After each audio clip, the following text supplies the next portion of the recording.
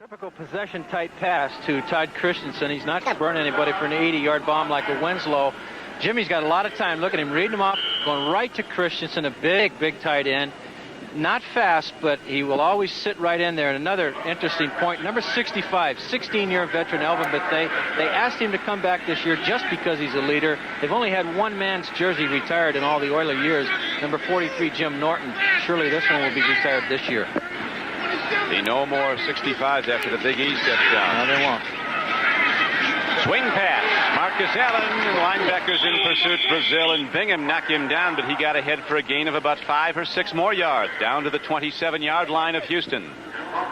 13:55 to play in the first half. The Raiders totally dominating the game on offense. Their offense not effective against Cincinnati, or they didn't feel it was where it should be. This week there's much more precision. And Elvin not playing a whole lot over the season, but take a look at him. You know they've got their hands on him. They're holding him. Look at that. Officials, don't check this one out. Elvin's still commanding a lot of respect in his 16th year. Plunkett throwing for excellent percentage. Jimmy's put the ball up 7 times. He's completed 6. Well, you can do that when you're not pressured. Look out. Frank Hawkins breaks into open field. Penalty markers comes in as Hawkins goes down inside the 10-yard line. 18-yard gain, but a penalty marker down. We want to welcome those of you who are watching the Browns and the Lions as we have a holding call signaled by Bob Frederick against the Los Angeles Raiders, negating the 19-yard run. The Cleveland Browns with their first victory of the season. Brian Sipe throwing the ball well as the Browns upset the Lions 21-26. Done. Holding, number 46 on the offense. Don, over the 16 years of competing against the Raiders, Oakland, now L.A., you just think anytime there was a question about the penalty, the officials would drop it on the Raiders. It just never fails that they draw a penalty. I don't know whether that's their reputation or the fact that they're always aggressive, but it always goes down against the Raiders. They lead the league in a lot of things, and that's one of them. Here's a pass in the flat, going with the ball and taking it ahead is Marcus Allen down to the 31-yard line. He got back the lost penalty yardage. It's going to bring up 3rd down and about 10. Willie Tullis made the knockdown on the play. Last year I asked Norm Schechter, one of the deans of NFL officials for many years, Jim, about the Raiders being the most penalized team. He said that's because they must foul a lot. I think the officials come in aware of them, too. And they know the statistics. They know they led the league in penalties last year. You know, those officials, they'll protect themselves. No bad raps. They're out there holding. They've never made a bad call yet. Well, very few are retracted at any rate. Like Duffy Doherty said, there should be a Hall of Fame for officials because they win a lot of games. Free ball. Jim Plunkett lost the ball as the Oilers get the big rush. Malcolm Taylor, 285 pounds, was through, and so was the other defensive end.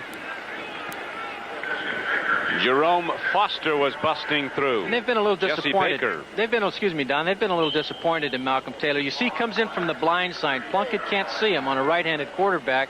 Fumbles the ball. Raiders luck out and recover it. So the run that got the Raiders down close, taken back by the holding call. And now the Oilers generate something they did not have last week against Green Bay, and that was the pass rush. Oilers teeing off and coming much better. A 10-man front for the Oilers, 1 man back. Never been Ray Guy's forte to put it out of the corner inside the 20. We'll take a look. It's hit high. It's going to float down. Oh, he got it. He sure did. Beautiful. Right at the 4-yard line. So the Oilers stop the Raiders from scoring and get the ball back, but not where they'd like it, 96 yards from the end zone. We'll be back to the Los Angeles Coliseum right after this. Bigger engines were easy on oil. That's why you'll only need to change the oil every 3,000 to 5,000 miles. Today's smaller, higher revving engines can break down an oil's viscosity within 1,500 miles. That's why there's Castrol. Tests show Castrol suffers no significant breakdown of viscosity even after 5,000 miles. So use Castrol, because if you make things too hard on your engine could make things hard on you. Castrol, engineered for smaller cars. I thought Canon came up with personal cartridge copying just to simplify my business. Why else would they make maintenance as easy as changing a cartridge? But now, Canon's PC-10 and PC-20 are minding everyone's business. Even my dentist has one. He changes copy colors faster than you can say, Canon's PC copiers. Now they're minding everyone's business. Hey, these are mine. Oh. We'll use gas. For information, call toll-free. Canon Personal Cartridge Copying. Plain and simple. NFL 83 is coming at you with pro football's very best. The Chiefs clash in a gridiron powwow with the Super Bowl champion Redskins. Or the Jets and the Patriots in an Eastern Division showdown. Plus hard-hitting regional action on NBC. Ray Guy hits the coffin corner. Don, when he was younger and stronger, that ball went out of the end zone every time. He short legs it a little bit now because of his stiff, sore back, and they're not sure what his back problems are. Gets a beautiful bounce. Look at that. Normally into the end zone for a touchback. Ball's on a 4-yard line. That the first play, the punt, is the first play of the defensive series, and look what he does for his teammates on defense. Oilers get the ball for a third time, but man, they've had bad field position. Once at the 18, once at the 20, and now at the 4 they start drives. First and 10 Houston, trailing 6-0. Up the middle, Archie Manning goes to the run, trying to get his team a little bit of room to work, but Ted Hendricks is right there to hit Donnie Kraft, number 40, who is in for Earl Campbell. He'll not play today. Campbell coming off a brilliant opening day effort, 124 yards and 3 touchdowns. So the conversation about is Earl through or sinking finished. Don, their field position has been awful, but you've got to take a chance to make a chance. They've got to come out throwing. They're not going to run without Earl on this defensive line. The absence of Casper, an equally adverse development for the Houston Oilers. Now the Oilers with 2nd down and 9 from the 5. Back to the run, back to Kraft. He gets some room, gets out to the 9-yard line. He's going to bring up 3rd down and 6. Don't like to put the ball up this deep in their own end. No, you don't like to normally, but you're going to have to try to isolate somebody man on defense and get the ball upfield. Number 88, Chris Dressel, the favorite target, one of the favorite targets of John Elway at Stanford. They say, of course, that his strength is in catching the ball, which is natural, but he's learning to block real good along with the other youngster tight end, McCluskey. Mike McCluskey on national champion Penn State. One of 2 rookie tight ends, and they're both getting a lot of work today because of the absence of Casper. At least Casper has been out so far. On 3rd down and a long 4, Manning, who runs well, doesn't like to as much as he did, guns the ball, but it's too much for Steve Bryant to hold on to. And so the Oilers again come up empty on their 3rd possession with 10:23 to play in the first half. But Archie didn't see it. They did exactly what they wanted to do. What their offensive coordinator told me last night. Put the tight end in motion, isolate the strong safety, Mike Davis one-on-one. The tight end was wide open. Archie didn't see it, but it worked as far as what Kay Dalton's game plan was. Maybe we'll see it again when they come back to it.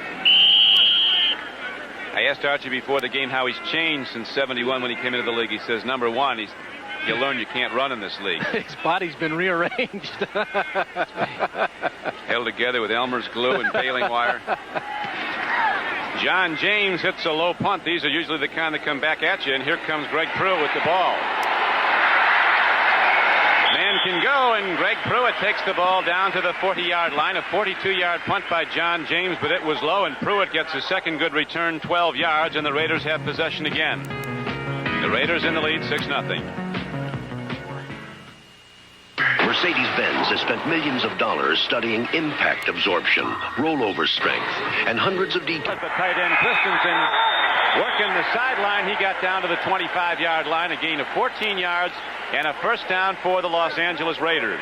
Trying to isolate those linebackers, not known for good pass coverage, and they've done just that with a crossing pattern, coming back to the tight end as they will, and they had Greg Bingham 6-8 yards away from the man he's supposed to cover. Good hand fake by Jimmy, and comes right back to the tight end. Look at no one within 6-7 yards. Linebackers are known in Houston for hitting, but certainly not for good pass coverage. Jim Plunkett and Archie Manning, the opposing quarterbacks, 2 classy young men who were at the head of the class in the year of the quarterback, 1971. Plunkett number 1 to New England, Manning number 2 to New Orleans, Pastorini number 3 to the Oilers. And Paul Brown got one in the 3rd round. He said, I think I got the best one of all. He picked Kenny Anderson, who's been pretty good. While we have a moment, we're going to swing back to New York to NFL 83. Gillan, interesting development at Memorial Stadium. Those Colts have been waiting. It's a long way to go. Good young defense, Don. That's a good young defense. They've got a first-year linebacker at Baltimore named Vernon Maxwell, who is fabulous. Here's a throw and a perfect strike. Downfield to the tight end, Todd Christensen, originally a draft choice of the Dallas Cowboys in the second round as a running back. Raiders got him in a trade for a draft choice. Now in his 5th year in the league. He's big and he's mobile. Don, you can see why Plunkett goes to him all the time. 2 men all over him, still can hold on to the ball. He's Jim's favorite target. Though he's the possession man, Jim will go to him if there's any doubt anywhere on the field. And that's who we went to on the possession down. That brings up 3rd and short. Looking to get the chain markers moved downfield. The Raiders looking to work for 4 new downs. They lead the game 6-0 in the second quarter. Plunkett starting to put it up now. Lost into the end zone. Christensen is there, but he's overthrown. Todd Christensen turning out, beat the linebacker. He had Avon Riley beaten. The free safety came over to try to help out, but they were both behind him. Exactly what they wanted. The quarterback's short roll. He was going to try to throw it short to get the first down to Marcus, but look at Christensen running through one-on-one on number 53, Avon Riley. Had him for a touchdown, just a little bit overthrown. We'll see a field goal now by Chris Barr. Chris Barr, whose first try today was an extra point that went wide. He's got, excuse me, Don, he's got a very good leg. And like I say, concentration problems have bothered him throughout his career. Hits that one, puts a real charge into it, but he's wide. And so the Raiders twice now have been down close but unable to put up points. They hold to their 6-0 lead. And on developments like that, football games sometimes start to turn. It looked like the Raiders had a chance to put this one away early, but they have not. And the Oilers now get the ball back with 8:33 to play in the first half. On the other hand, what surprises me, the offensive coordinator, Kay Dalton, said, you know, Jim, I've never seen him play. He was injured throughout the preseason. Now he's got to start with him. He doesn't know what Kraft can do. Right now, they go with the lone setback. That's Moriarty. The 2 tight ends are in the game, deployed to either side. A stack offense as one wide receiver breaks off, trying to give the Raider defense a lot of new looks. Raiders come with the blitz. Manning has a man. His ball is dropped. Dressel, the rookie tight end from Stanford, got hit in a bad place. Right in the hands, perfectly thrown ball by Archie Manning. Archie has definitely still got the gun. Not really getting a whole lot of pressure today, which just kind of surprises me. Throws the ball right on the money. I guess that's the type you take your eyes off, think you've got it and going to run. Well, one of the reasons he's not getting a lot of pressure, and Green Bay didn't sack him once. Manning says he doesn't ever remember that happening. That offensive line is not paper mache. No, they're very, very good. We might have a Hall of Famer in the left guard, Munchak, 63. Matthews, a first-year player from Southern California, regarded by many as the best player coming out of the draft in the offensive line. He's at right guard. Salem from California, the right tackle. Here's a throw, and a man is open. Foot races on, and this man can motor. Herky Walls from Texas rips it on down to the 26-yard line. Archie read the blitz. He caught Ted Hendricks, number 83, in a blitz. The ball caught for 31 yards by Herky Walls. They both were working on the same wavelength.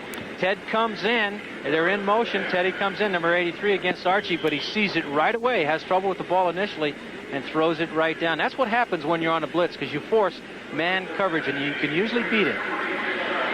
So the Raiders finally start to give up some yards to the Houston offense. The Oilers tried to run the ball, got nowhere with it. Now Manning opens up the Raider defense with a couple of fine throws. That one to rookie Herky Walls was good for a 31-yard gain. The Oilers, with their deepest penetration, as they're now on the Raiders side of the field, they go to the run, and there's nothing there for Kraft again as he's down to the 25-yard line. Alzado met him head on. Alzado against another veteran, Doug France, the left tackle for the Houston Oilers. And this is really the tough yards they need. They need number 34, Earl Campbell, in there. He can gear it up. He can play hardball with the guys on the Raider defense. This is where they'll miss Earl more than any other part of the football field. And you know he's just dying to get on the field. That's right. The big fullbacks like Campbell, you might tackle them, but they hit you. Over 7,000 yards last week. Got there quicker than anyone else in history in just 6 years. Second down and 8.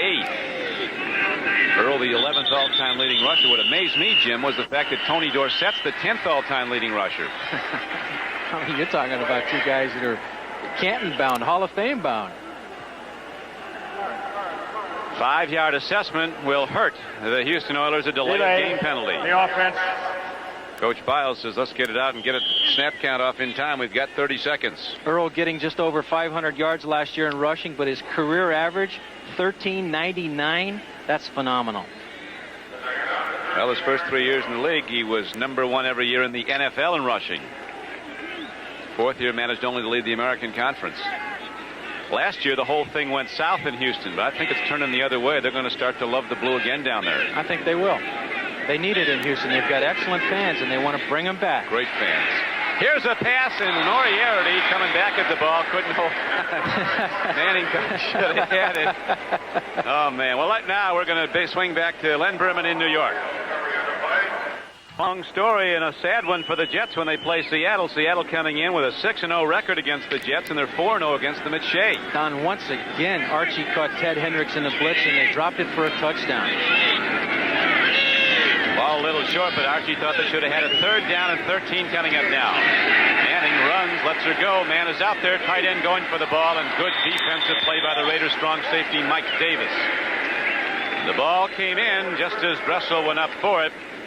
And so that brings up 4th down, and Florian Kemp comes out. Excellent coverage at the point of the ball. Look at this. 2 men all over him, and give him an extra shot there to make sure he doesn't catch the rebound on it. But they held him up on the line of scrimmage, which is why Archie overthrew the ball. A good look at the play. Our producer today is David Neal. Our director, Jim Cross, as Dressel goes to the sideline. Now we'll watch Florian Kemp. He gets down in a crouch like he's going to sneak up on the ball. No, they're going to punt it, which they are surprises going to punt me it. very, very much. James coming out. Yeah. John James is out. I'm surprised in a nice stadium like this that you'd go right ahead and try the field goal. Well, the Raiders have had excellent field position on 2 of their drives. Maybe they want to pin him back one time. James is a good corner punter, but not that time. No. See, I question that. I really question that. I think you've got to go for the field goal attempt. What they did then is they just gained about 11 yards. We'll be back to the Los Angeles Coliseum right after this. L.A. today, hot and sunny. Cumulus nimbus clouds. What was that? Run that one by I again? have no idea. That isn't the rain. It never rains in California. But that sun is pouring right down with the temperature 100 degrees and much higher than that on the floor of the Coliseum, where the Raiders have the ball in a 6-0 lead. Don Criqui with Jim Turner. Plunkett looking for the home run. He overthrows everybody. Nearest man to the ball was Reinfeldt, the free safety. Mike Reinfeldt. Branch was going for the ball. Today's game is brought to you by Chevrolet. Chevrolet is taking charge. By the U.S. Army, be all you can be. And by Valvoline, everything you need in a motor oil. Don Willie Tullis giving so much room to the receivers. They've got to throw under him rather than going for the long bomb. Go for the 20-yard out. He's given them such a big cushion. They all do. Cliff Branch has been around a long time, 12 years, but he's still a burner. Up the middle, they go to the run, and the Raiders break it open. Straight ahead running the ball is Greg Pruitt. The Do-It Pruitt. Called Mike Pruitt at Cleveland, the Big Pruitt, and Greg the Do-It Pruitt. And that's the problem with the 3-4. If your nose tackle cannot control the middle, you're in trouble for the day. Dave Dalby doing an outstanding job taking the nose tackle out of the way, and they run right up the middle. Pruitt's still one of the great threats in football today, but the nose tackle is the important key man on the 3-4, and if he can't control it, they're in trouble. Gain is out across the 35-yard line, so it's going to be 1st and 10 for the Raiders. Plunkett looking deep again, stands in and throws it over the middle. His release man coming inside was the tight end Christensen. We're going to look at this big guy from Brigham Young. It's just turned out a lot of good pro football players in the last decade. Coming out, just taking that possession pass, the little hit right there, and then he breaks loose. They take Marcus instead of him, and he's their secondary receiver. Everyone else was covered real well. Going in there, Plunkett, as we've said, is always going to go to Christensen. He's real safe with him. Greg Bingham shaking up on the play. He's a tough one, though. He won't be gone long. We'll be back right after this. And I suppose you could call that a lame duck Raider. Next week this time, I assume he's going to be in a New England Patriot uniform with Don Hasselback, their tight end, here with the Raiders. That trade has been going on for a couple of weeks now. It'll be great when they get it done. Here Here's a pitch back, and Marcus Allen just steps over people, flies on downfield for another Raider first down as he's out to the 47-yard line of Los Angeles. Oh, you talk about the team going south last year. They were 28th on defense, 26th against the rush as Marcus takes it through them. Their quarterbacks were sacked 39 times. I'd say it's an overall sorry year. They have new hope this year. Another Raider is down. This time we have an Oiler down across the way, right at the 40-yard line. So while he's being attended to be a break in the action with 3:23 left to play in the first half. We'll be back to the Los Angeles Coliseum after this. Robert Abraham was the Oiler who was shaken up. You'll see him get hit by one of his own men. Boom, in the back, but Robert's up and all right. And the Raiders have a first down, 1st and 10 at their 48-yard line. Plunkett, deep drop, has to run. Now he unloads, and again, Christensen waits. Takes on a linebacker, Bingham, and loses him, and Christensen gets ahead for a first down.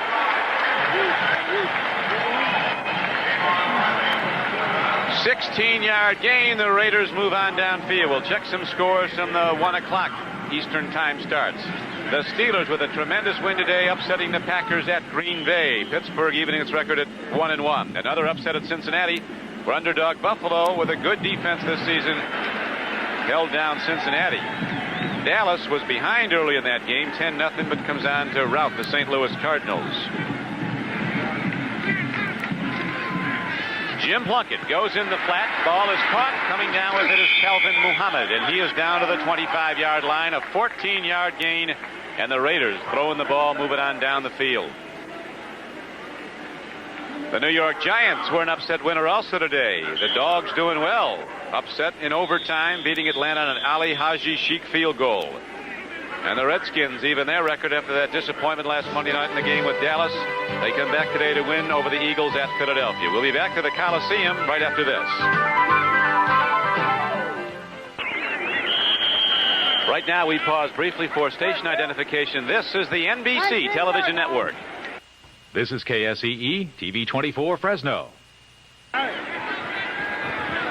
Don Criqui with Jim Turner on a very hot day in Southern California. The Raiders lead the Oilers 6-0. Los Angeles scoring on its first possession today, and coming near the end zone again is Marcus Allen, accelerating out of the three-point. Rockets on down to the 10-yard line of Houston. Marcus Allen with a 14-yard gain. I think we're seeing the classic example of being able to run against the 3-4 and the linemen opening gaping holes, coming in and screening off the linebacker so that then Marcus can take it on his own. They're just having a field day, doing just about what they want to do. Marcus a little shaken up. A couple of well-honored backs, 2 Heisman Trophy winners in the same starting backfield for Los Angeles, and Plunkett and Marcus Allen. Now, it is first down and 10 from just outside the 10-yard line. Pruitt goes back weak side and takes it right in. Raiders caught him looking. Started to pull the guards like they're going to bring a big student body left and hand off to Greg Pruitt, who rockets in. Touchdown Raiders. And a perfect misdirection play with Todd Christensen doing the big seal block. Their tight end, number 46. He sealed off. He's the reason for the success. Look at an obvious cutback. Christensen sealing everybody off. Then it's just a race to the end zone. Don, 3 Heisman Trophy winners on the field today. And there's Christensen right there. Able to seal them off. Pretty good stand-up battle right there. And then they go for the touchdown. 3 Heisman Trophy winners today, and the runner-up, Greg Pruitt. You're talking about Earl Campbell? Yes. Sure. Well, unfortunately, he's on the sidelines. We've not seen Earl because of a knee problem. But he was indeed the Heisman Trophy winner in '77. Barr gets a hand after missing a field goal and an extra point earlier, and the Raiders extend their lead now to 13-0. The preceding announcement furnished as a public service by the National Football League. That was Mike Renfro of the Oilers you saw, and everybody wishing him a very speedy recovery. Unfortunately, doctors say he's having one. Mike came down with hepatitis. Oilers waiting for him to come back, and the people watching in Cleveland sure remember his dad, Ray Renfro, who was only great on some of the best teams ever. Brown teams and whipped everybody. Into the end zone. Woo! Herky Walls thinks it over, decides to bring it out, and not the wisest decision as things end up. Gets out to the 13-yard line. And that's the strength of Chris Barr right there, his kickoff. Certainly not his field goal kicking. Got to make your mind up quick, or they're going to be able to come down. It's that 50-yard sprint, and if you catch him inside the 20, then it's been excellent coverage. And look what he does to Archie again on the field position. I don't know that they've started with good field position yet today, Don. They have not. No. Once at their 4. They moved the ball last time, you remember, though, when Manning went to the throw. He opened up the field, deploying receivers all over, stretching out the Oakland zone. Raiders in the zone now. Over the middle, he throws, gets a man. A penalty marker's down. Kraft gets the ball and turns the corner. And the 12th man saves him. Runs out of bounds. I mean, Kraft got enough for a first down, but the penalty might bring the whole thing back. It appears that's the case. They like the quarterbacks particularly to get out of bounds. Remember Joe Kapp. He wouldn't do it, though. He wouldn't go out of bounds. He looked the man right up, Don.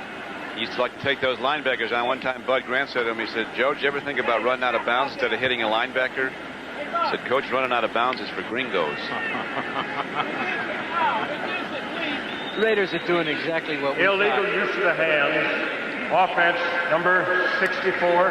Sure, what they're doing is they're stunting and blitzing, and Correct. we have it. Number 74. Number 74. Thank you, Bob Frederick. What we're seeing, they're catching them and blitzing them right up underneath the chin, grabbing the face mask. Good call by the official. You know, they say that offensive linemen really don't get the accolades they deserve when they have a good game, Jim, till everybody watches the game film. But these Oilers, they're taking on the defensive front of the Raiders and doing well on the pass blocking. Here is a draw play, and Moriarty breaks it open. He's not done. Moriarty into open field. The rookie from Notre Dame crosses midfield. Gets a block. He's still going down inside the 25. Runs out of gas and out of turf at the 15-yard line. So Larry Moriarty from nearby Santa Barbara, California, rips off an 80-yard run from scrimmage. Earl doesn't do any better than that. Earl couldn't have done better than that. I'm not sure, though, but he might have tightened up. He's a big, big weightlifter, an advocate of the weights, and if you tie up a little bit, we'll be able to take him. Watch how he gets the end of it. Well, we'll see at the very end of it how he runs into his own receiver at the same time his blocker, and then runs out of gas and falls down. Nothing slow about that Holston either. No, well, Lester Hayes there to grab him, too. But the Oilers rip off a big gainer. Moriarty takes it, breaks 2 tackles, and then goes almost the distance, an 80-yard run. Munchak popped open the hole. Next Saturday at 2 o'clock Eastern Daylight Time, the baseball game of the week features a National League East battle between the Cardinals and the Phillies, or in some areas you'll see the Tigers take on Jim Rice and the Red Sox. Check your local listings for the game in your area. Now through the League Championship Series, stay with us for the best in baseball right here on NBC Sports. Halftime, we'll be switching to New York to Len Berman and the crew at NFL 83. An update on the second weekend of play, and there were upsets aplenty again this week. The Browns and the Steelers with big victories, both going in as underdogs on the road. The Browns at Detroit, the Steelers at Green Bay, and they both come back with wins, important wins. Rivals of the Oilers in the AFC Central. Outstanding opening block by number 63, Mike Munchak, before the game. Head coach Eddie Biles told you and I, thought he was already all pro, only in his second game this year. Might want to watch him. He's right next to the center on the left side. 63 Munchak out of Penn State. Bill Walsh, the line coach, said, you can't believe how good he's going to be. Down 1st and 10. Archie Manning on the run. Takes a look. Raiders covering well. Manning throws it away wisely. And he's going to be called for grounding. Oh, we're going to have a roughing the passer call against Long.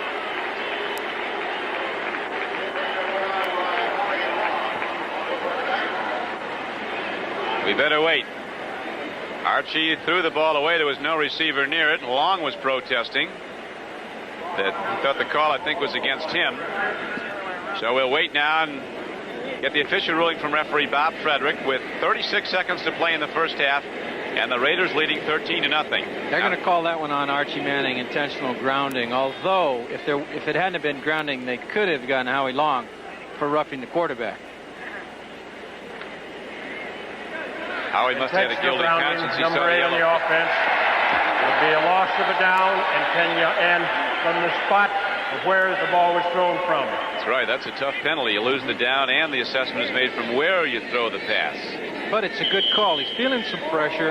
There's no receiver. We'll watch it right at the point of contact there. There's no receiver down there. That's an offensive lineman. Good call by the officials. Good pressure. That great pass rush makes great defensive backs. Too many great defenders where there isn't a pass rush. Well, I think that's the case with the Raiders defensive back. I don't think they're all that good as individuals. Second down and 20, a strike over the middle, and again, Dressel drops the ball. He's 0 for 2 now, and ball's right in his hands. Comes back to California and can't catch it. Having a pretty tough day, as we said. He was John Elway's favorite target up at Stanford at tight end. He's really having a tough day. Both of them right in his hands. 32 seconds now left in the second quarter, and at halftime we'll be switching to NFL 83 in New York for an update on the second weekend of play, the scores, the stories, the action. There was plenty of it. Right now, the Oilers again driving deep after an 80-yard run from scrimmage by rookie back Larry Moriarty. But now it is third down coming up, third down and 20 for Houston. Manning lets her rip. Holston goes up, can't come down with the ball. Lester Hayes was covering, and one-on-one, there's not too many, if there's any, better than Lester. I agree with you there. One-on-one, Lester's just about as good as there is because he's so physical and he's always taunting the receivers. Don, that was an outstanding throw by Archie Manning. If it's not going to be caught, it's certainly not going to be intercepted. Watch how the ball is. Lester's right on him. Nice cut. If it's caught, it would have been an excellent catch. Tough ball to catch, but an outstanding throw by Archie. You rarely see that much power out of him in his 13th year. Now Florian Kemp, the second-year kicker from Pennsylvania, comes out. Last time they punted fairly close down where it looked like they'd be in field goal range. Kemp down that crouch. Going to sneak up and scare the ball. I've never seen a stance like that in my life. Didn't hit a lot on it, but he had the accuracy, and he is up and through. And the Oilers are on the board with 23 seconds to play in the first half. A 40-yard field goal by Florian Kemp gives Houston its first points of the day. Tom, this is the strangest approach to a ball I've ever seen by any kicker ever in history. He's going to sneak right up on an extremely confident young man. Goes right through it. Doesn't matter if it's just barely makes it. It still goes down. It's 3 points. 3 points it is. And so Kemp comes back out next Sunday at 12:30 Eastern Daylight Time. NFL 83 starts the day with a look at the Redskins quarterback Joe Theismann. Then it's exciting regional action. Richard Todd, Freeman McNeil lead the Jets against the New England Patriots. The Kansas City Chiefs played Theismann and the Redskins at RFK in Washington. Pittsburgh's at Houston. Baltimore at Buffalo. And Dan Fouts against Jim Zorn as the San Diego Chargers take on the Seattle Seahawks. Check your local listings for the games and times on NBC in your area next Sunday. They just announced the Seattle Jets score. Seattle leading the Jets 7-0.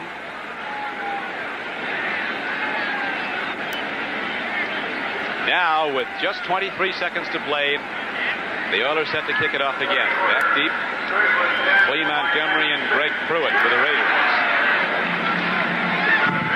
Onside kick. Loops one down. Rod Martin fields the ball nicely at his 37-yard line.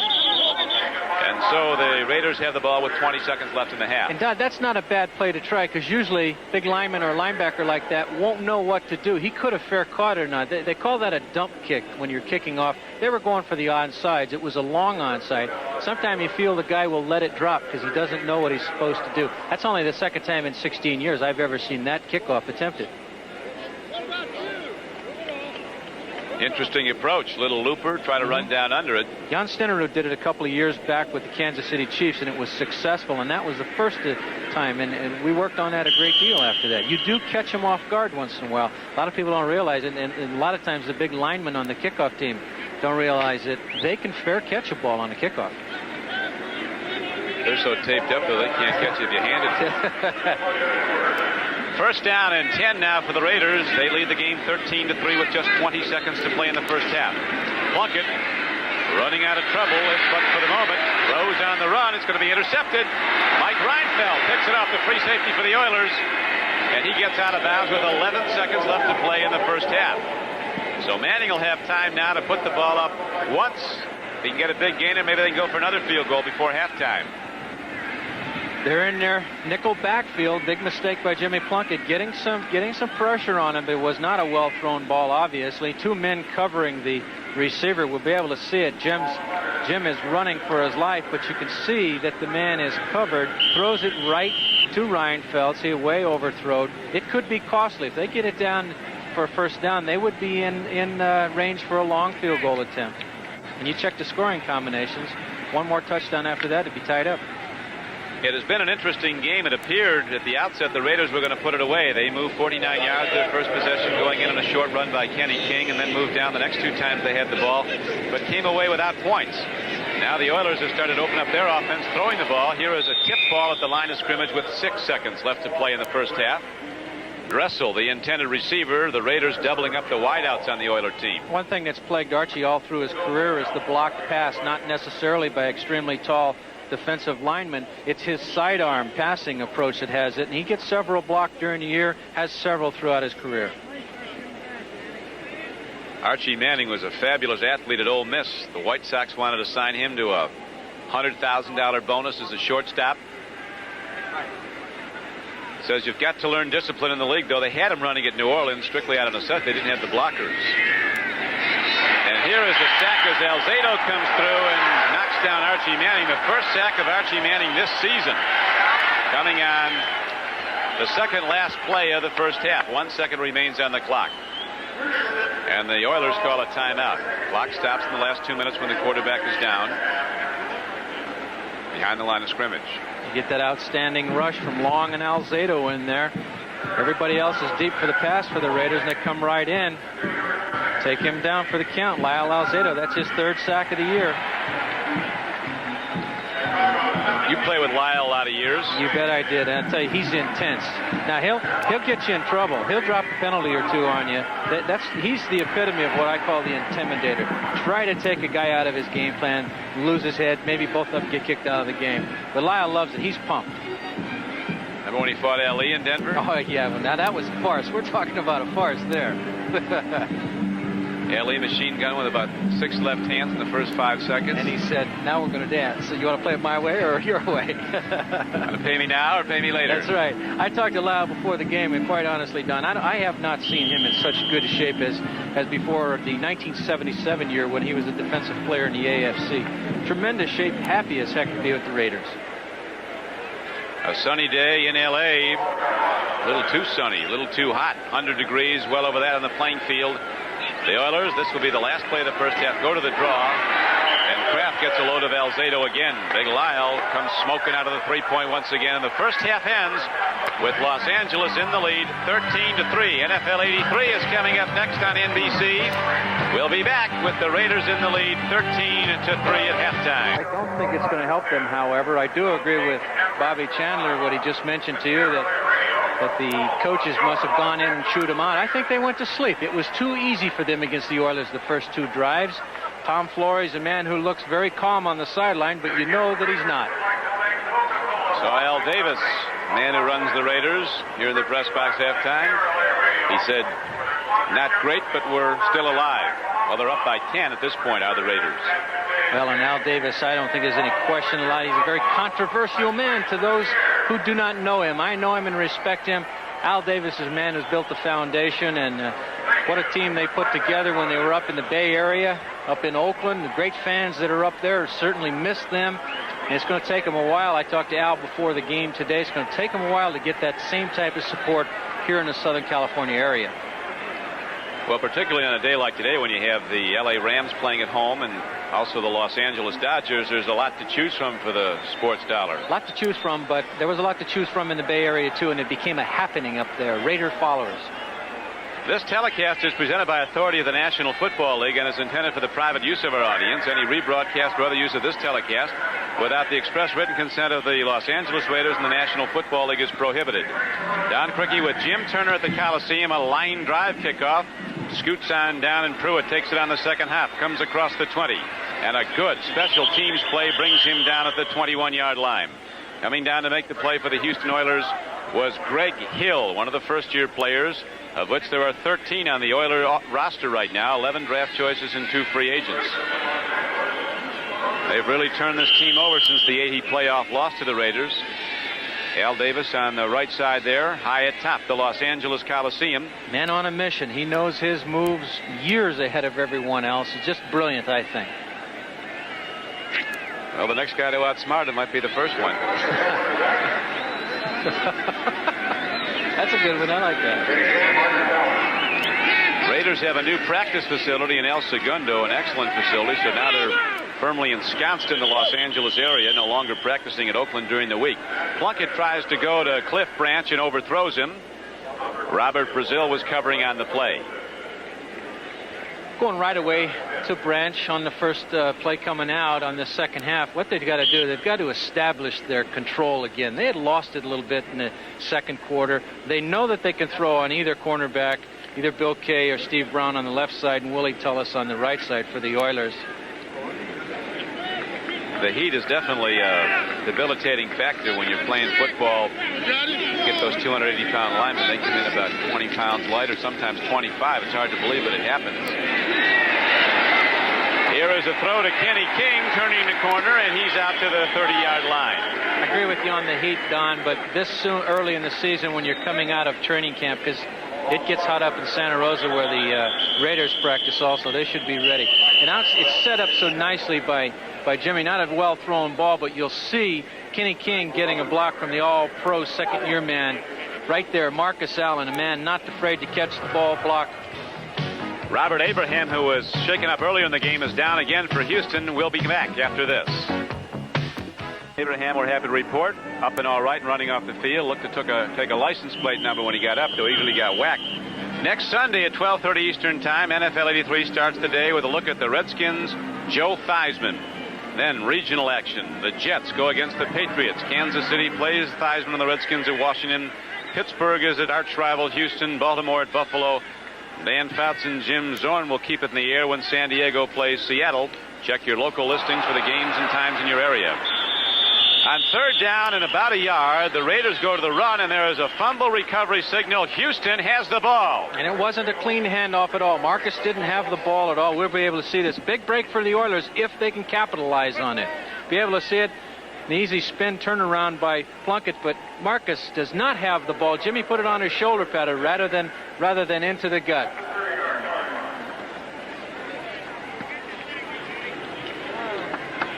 Marcus Allen, the end zone man, has now scored a total of 16 touchdowns in 10 regular season games for the Los Angeles Raiders. He had 14 in 9 games last season, 2 last week. Has not scored here today. The touchdowns for Los Angeles by Kenny King and Greg Pruitt, but now a major development. The Oilers, beneficiaries of the big defensive play and a fumble recovery. They've got to take advantage of this, Don. Throw caution to the wind. Try to get that ball down into the end zone. They're not going to make it by just handing the ball off, going off tackle. Kraft is the lone setback. They've gone to him often, but to no avail. Moriarty did rip off an 80-yard run from scrimmage. Here's Kraft. Running wide, turns the corner. He's got some yards this time, and Donnie Kraft is inside the 25-yard line, down close to the 22. Matt Millen, a big backer from Penn State, number 55, ran him out of bounds. Eddie Biles was saying those Raider linebackers are so tough to move. They get big people who can run. Hendricks is big for a defensive end, and he's an outside linebacker. He's big for anything. What's he, 6'8"? He's 6'8". He's big for a forward in the NBA. Robert Abraham, the report from the bench is okay, just shaken up. He'll be back in. Second down and 3. Good down for Archie Manning. He's not had many. He has some options. Here he goes to the run. And the blocking of Munchak on the left side. The blocking of the center. Carter and Doug France firing out. Zone blocking, just hitting black shirts in front of him. And the Oilers advance the ball down to the 17-yard line of Los Angeles. Making sure that they get the first down, doing what Kay Dalton, their offensive coordinator, by the way, their new offensive coordinator this year, said last night, take it right to the Raiders. They're good, they're aggressive, but if you run the ball right at them, you'll be able to handle them for a while until this young offensive team may drop back a little bit for the Oilers. But if the Oilers are able to take it in here, they'll be right back in the game. 11:19 to play in the third quarter. The Raiders lead 13-3. And now Archie Manning sees something in the Raider defense he doesn't like, and with this opportunity presented, he does not want to have a missed call. So he signals for the timeout, goes over to get counsel from his bench. Pause on the field with 11:12 to play in the third quarter. Eddie Biles is regarded as one of the really bright defensive minds in the National Football League. When the Oilers turned out their 3 consecutive playoff teams in the 70s, Biles was defensive coordinator under Bum Phillips. So So he might not want to talk a lot of offense. We don't know. He's got guys that can do that, like Kay Dalton. Jim, this is a very important time in this game for Ed Biles and the Houston Oilers. A major opportunity now as they trail 13-3. First down and 10 coming up at the 16-yard line of the Raiders. Third quarter, Raiders lead. No, Manning can't get away. Tried to spin out. Mike Davis came on a safety blitz.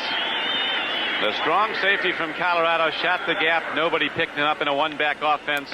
And down goes Archie Manning. A good defensive call by the Raiders. Good defensive call by the Raiders, by Davis coming in. Also an excellent play by Ted Hendricks coming in to wrap up the play. They're so smart, this defensive unit for the Raiders. That's why I think this is a playoff contender team right now. Raiders were the sack leaders. That's the 9-game total last season.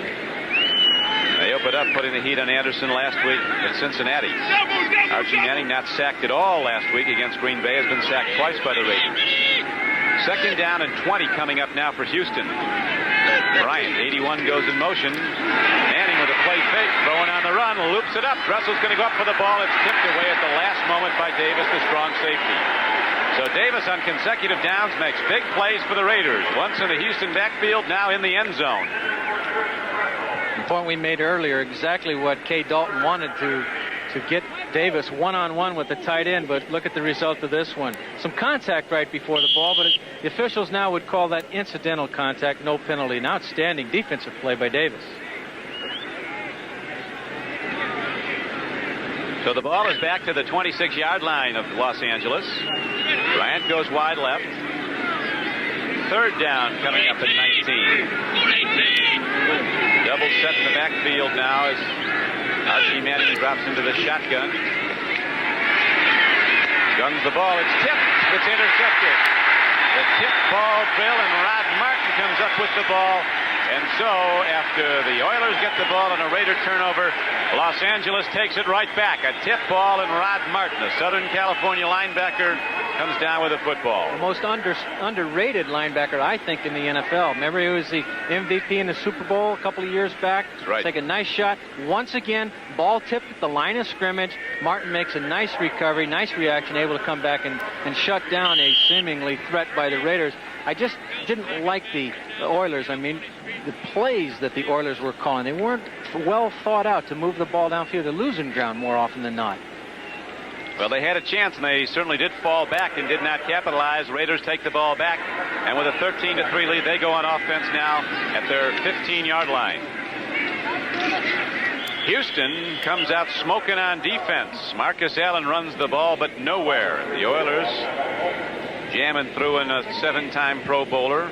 Robert Brazil at the right outside linebacker, 52, makes the stop. A big linebacker, 6'4", 247 from Jackson State, which has turned out a lot of great ones. Robert Brazil, a top player and one of the team leaders. Bill Pickell, a rookie, was the man credited with the tip at the line of scrimmage before Rod Martin, just intercepted for the Raiders. Pitch back. Marcus Allen on that USC Heisman Trophy offense play. Here's a fumble, and the Oilers have it back. It looks like Stensrud, the middle guard, came up with the ball. Marcus Allen stripped to the football, so now Marcus Allen, 2 fumbles in this game, but we'll see if the Oilers can put points up on this try. Pretty good play by number 22, the left cornerback, Bill Kay, turning the sweep in. Marcus taking a blow and fumbling the second time for the day. Once again, within the last couple of minutes, the Oilers with a good opportunity to take advantage and get on the scoreboard.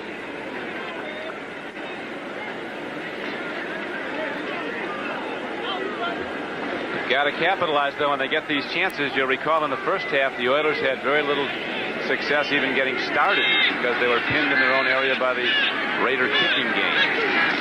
Now Manning pitches back. Kraft runs the ball. Blockers are in front, and Kraft starts to get yards. This time running on a 1st and 10 from the 24-yard line of Los Angeles. He takes the ball down to the 18-yard line as the game clock winds down to 9:30 to play in the third quarter. Reggie Kinlaw knocked him down. They're receiving some just outstanding blocking for number 73, their rookie right tackle, Harvey Salem, out of Cal Berkeley. Joe Cap's young tackle last year. Matthews, the top draft choice from Southern California, was a lead blocker on that play, too. So now it's going to be second down and a long 5. Handoff. Kraft fights his way. Big Raiders are there to fill. There was a gain of a yard or two. It's going to bring up third and about 3. Kinlaw, a small middle guard, but a very quick one, made the stop. Don Shula, ever since the snowplow came out, likes to beat the Patriots badly if he can. He did in the playoffs. He's doing it again today, as in the heat of Miami, Florida. The Dolphins, with a tremendous defense, apparently have shut down New England, leading 20-3. Shutting down New England with the loss of a lot of their key defensive players. Every year it seems they start out with personnel problems. Third down and 3. Manning takes a look. Raiders in zone coverage. The ball again is tipped at the line of scrimmage, and Manning is knocked down hard. Alzado came through and got him just as he released the ball. Somebody else tipped it. He was trying to go to McCloskey. So again, this strong, dominating Raider defense does not allow the Oilers a thing on a possession down close. Good pressure by the defensive line, but actually was outstanding coverage by the linebackers and the defensive backs that were up close to the line of scrimmage, and blocked once again. That's his third tipped ball for the day. Going to have a field goal attempt now by Florian Kemp. Man made 4 of 6 last year, never missed inside the 40. It's amazing, Jim, when you were kicking, there were virtually no soccer kickers. Now there's, what, 2 straight-on kickers? Only one, Mark Mosley. Is he the only one left? Rick Danmeyer out of Minnesota is hurt on injured reserve. That one was tipped at the line of scrimmage. The Raiders getting penetration, blocked the field goal. So the Oilers get a second chance on another fumble recovery, but again the Raider defense rises up and stops Houston cold, and so with 8:13 to play in the third quarter, Los Angeles takes back the football. What happened here, Jim Turner? Well, Don, it isn't the height on the ball that Florian Kemp hits here. It's the 1 yard, 2 yard penetration, and all 6'8" of Ted Hendricks looks like 9 foot right at the line of scrimmage to block the ball. There he is. Has probably blocked more punts and kicks in the history of the NFL by any individual. I know he's got 2 or 3 of mine over the years. He's got 2 or 3 of everybody's. That's right. Kenny King runs on first down, breaks into the open, crosses the 25, keeps on trucking. Gets out to the 27-yard line, a gain of 7 yards on the play before Stensrud, to recover the fumble the last time that the Raiders had the ball, knocked him down. Outstanding replay of Todd Christensen doing some blocking, being able to stand up to guys. It's tough to hit a guy when you're only about 246 and he's 290. But if you can stand him up and set him up for the lead block by the running back, you've done your job. That brings up second down and 3. Marcus Allen turns to the outside, and he crosses the 30-yard line. It appears he has a first down for the Raiders. In nearby Anaheim, California, the New Orleans Saints, looking for their second win as many times out this season under Bum Phillips, are in command of the Rams 17-7. Now the third quarter score. Marcus Allen has run the ball in this game 11 times, has gained 73 yards.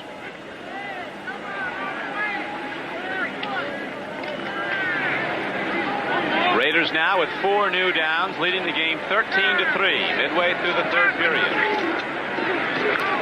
To the run, the Oilers are there to fill. A short gain on the run. Kenny King carries the ball and gets to the 31-yard line, maybe the 32. Don, you said earlier 22 teams in the NFL are using the 3-4 defense, but only 2 call their middleman what you and I call the nose tackle. They call him the middle guard. You guessed it, these 2 teams. Houston and the Raiders. They call him the middle guard instead of the nose tackle. Baseball score from nearby Dodger Stadium. 6-2 Atlanta. They cut the lead to 1 if they win today. Here is a home run ball. Branch going for the ball, and Cliff Branch catches it. The most exciting play in football. The strong arm quarterback unloading as far as he can throw it. And the 9-3 sprinter coming out the flank, running under it. 50-yard gain for the Raiders. Jim Plunkett call him in what they call a double-double. Both safeties going to the outside. Cliff Branch just splitting it right down the middle. Outstandingly thrown football. He's still a threat after all these years. His 12th year, Cliff Branch, who was a 100-yard dash champion in the Big 8 at Colorado. 9-3, a legitimate 9-300. World class, and he hadn't lost it over the long seasons, getting popped in this league. Hitting takes away a lot of speed usually. Here is a throw to the end zone.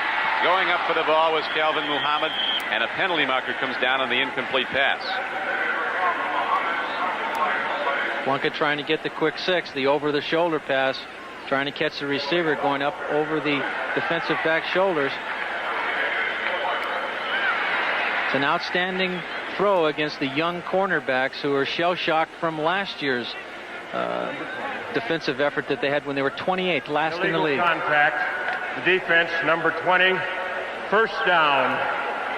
This is the first meeting between the Raiders and the Oilers since that playoff game after the 1980 season when Houston was beaten 27-7 at Oakland. Raiders went on to win Super Bowl 15.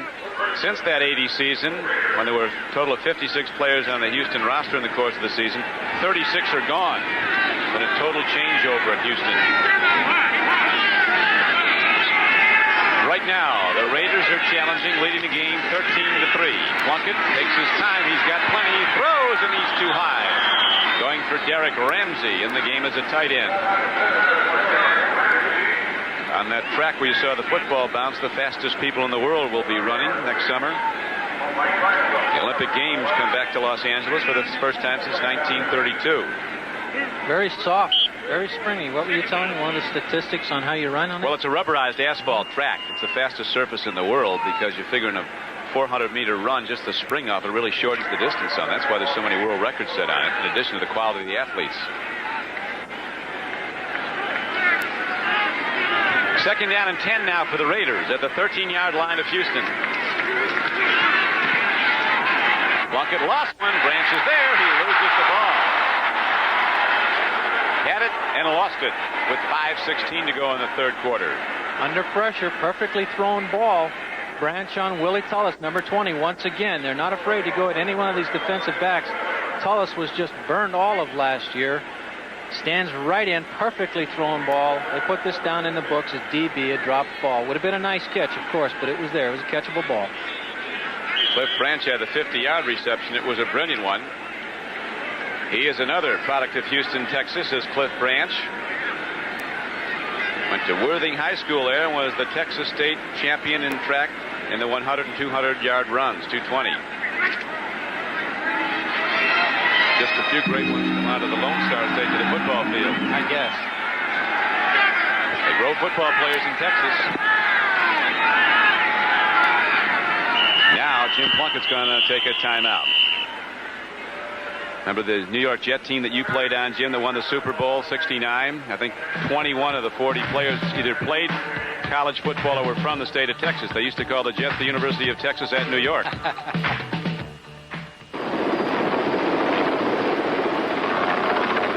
We are an explorer, a farmer, a miner, and an insurance company. We're a pipeline, a truck line, a gold mine, and a leasing company. We're a builder, a printer, a logger, and an energy company. We are more than 41,000 men and women working in 18 different industries all across America. We are Southern Pacific. We also run a railroad.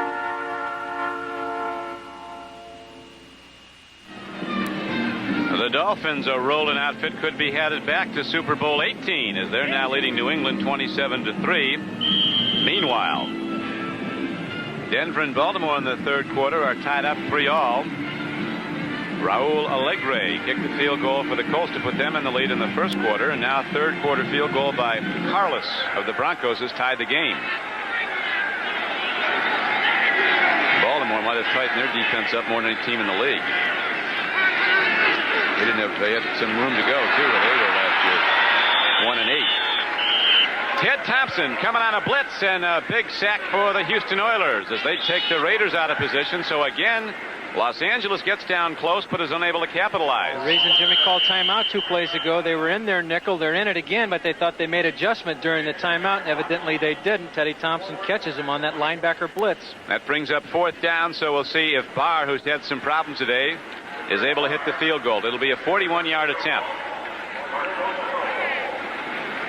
Being on the right hash mark is good for soccer kickers, right-footed soccer kickers, because they can pull it through. They have a natural hook anyhow. Barr is rejected. A flat-out block, and now Barr picks the ball up as the Oilers shot through. Is actually a very low kick. He had little chance to get it anywhere, but then he might have been blocked by the belt buckle of one of the Houston Oilers coming through. The ball was low kick. There was a good play by the defensive man. I think it was number 22, Bill Kay, who came in to block it. But watch, there's no height at all on this ball. It's just a frozen rope, as they say. Comes out real low, blocked by number 22, Bill Kay, coming in from the outside. You get the feeling that Oakland is just going to sleep every other series. Well, the Oilers have time, but they have to get into the end zone to get back in this one, trailing 13-3. Did I say Oakland again? Well, that's, you only played against them when they were Oakland for what? 16 years.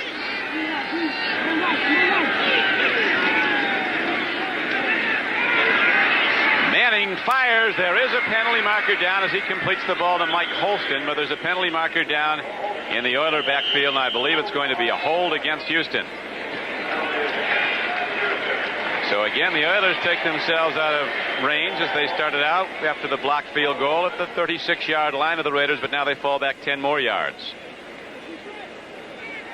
It was Elvin Bethea who blocked the field goal try. Coming in from the outside, number 65. Big guy can still motor after all these years. Holding, number 73.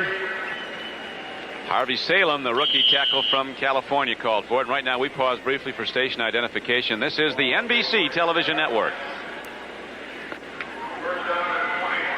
This is KSEE, TV 24, Fresno. Don Criqui with Jim Turner at the Los Angeles Coliseum. The Houston Oilers have the ball, trailing in the game 13-3. It's the third quarter. Temperature over 100. Moriarty, the last time he had his hands on the ball from scrimmage, ran 80 yards. This time he gets ahead for about 6. Got back some of the lost yards on the penalty. It's going to bring up, though, 3rd down and long. 3rd and about 14.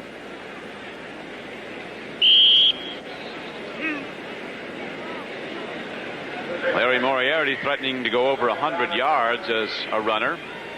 Only one other back other than Earl Campbell's done that for the Oilers since '78. Not a bad per carry average. 20.5. Got 80 of it in one. 2nd down and 14. Rob Carpenter was the other to get over 100. Here's a long throw. A man is there, and the ball is caught. And there's also a foul against the Raiders if he did not catch it. A tremendous play, beating Ted Watts down the field, and coming up with the ball for the Raiders is Herky Walls, the rookie from the University of Texas. Receiver has to be given the opportunity to get to the ball, and he was shielded out by the defensive back of the Raiders. He's got to be able to come right in and catch the ball, and was not allowed that. Take another look at it. Herky coming down. They say this man can flat out fly, the rookie from Texas. He's got the right-of-way, so to speak, to the ball, and Ted Watts did not allow it here. Turned his back away from it, puts the elbow up on Herky, almost catches it anyhow. It's an outstanding Herky ball. had some great numbers, Jim, last year for the Texas Longhorns, and every time he touched the ball in 1982, he averaged over 25 yards. He rushed 9 times for 146 yards, and 80 yards from scrimmage against Missouri for a touchdown. He returned 6 kickoffs for a 26-yard try average. The Oilers getting down close. 1st and goal from inside the 3, but again, the Raider defense knocks it down. Big Howie Long, the left end, number 75, makes the stop on Donnie Kraft. Toughest yardage in the NFL, inside that 10-yard line, especially when you're going up against the Raider defense of Alzado and Long, Ted Hendricks, Matt Millen.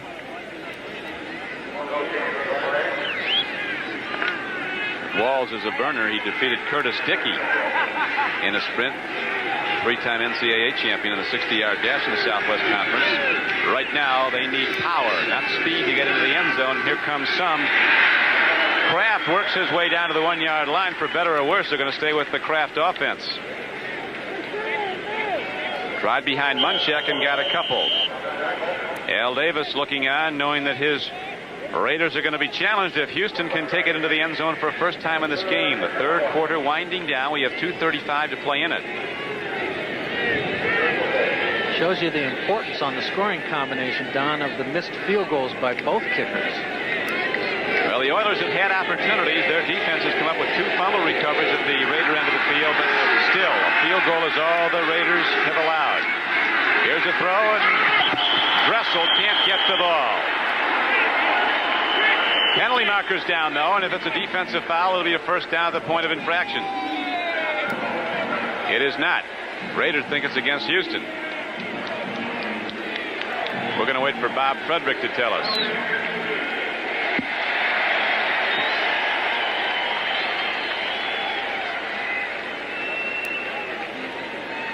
Two minutes and 14 seconds left to go in the third quarter.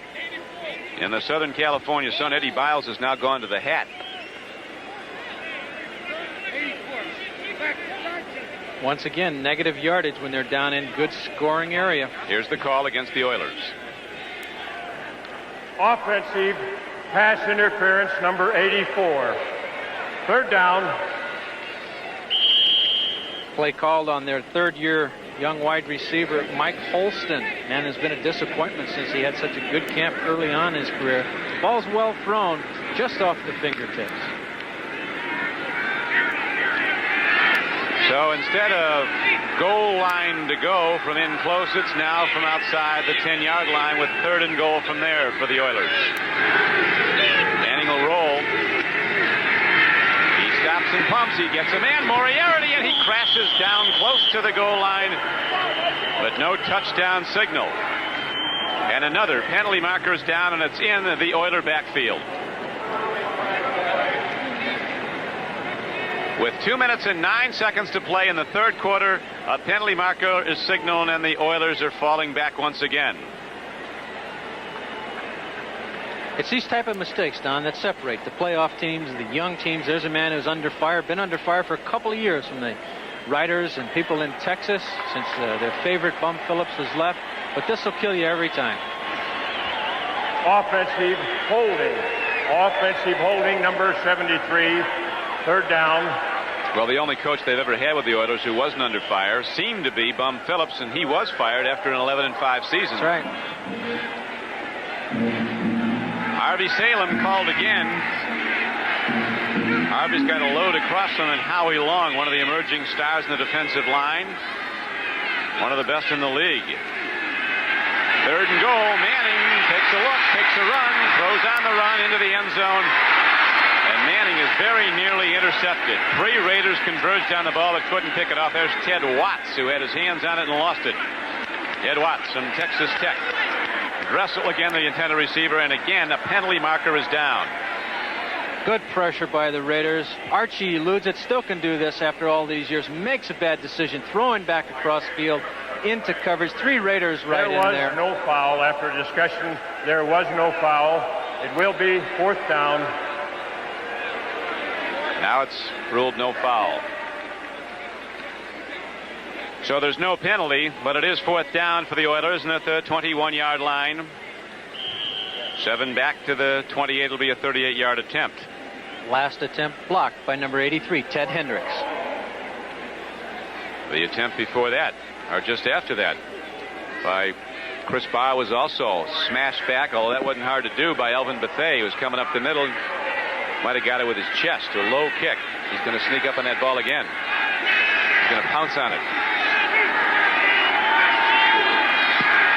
Got the height and the distance. And he has got the range, so Florian Kemp is good. 2 for 3, and he puts the Oilers up with a second field goal, and they now trail by a touchdown, 13-6. We'll be back with the Houston kickoff after this.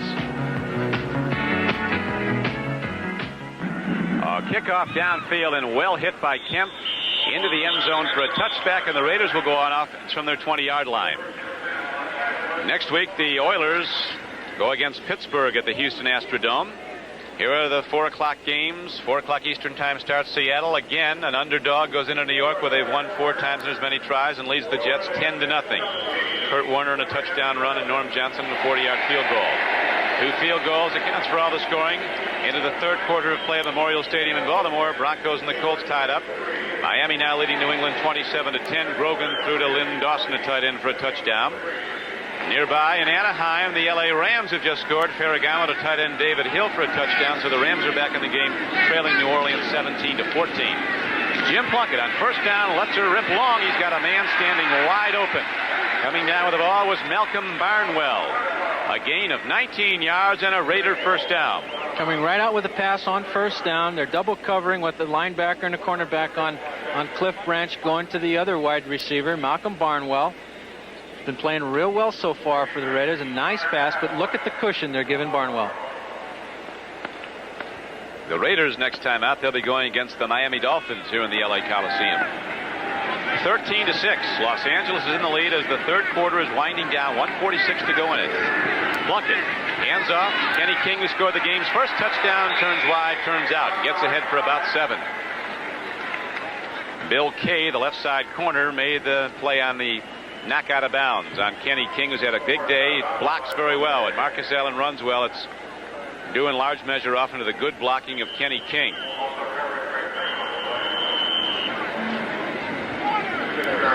And more of this as the heat cramps start to build up.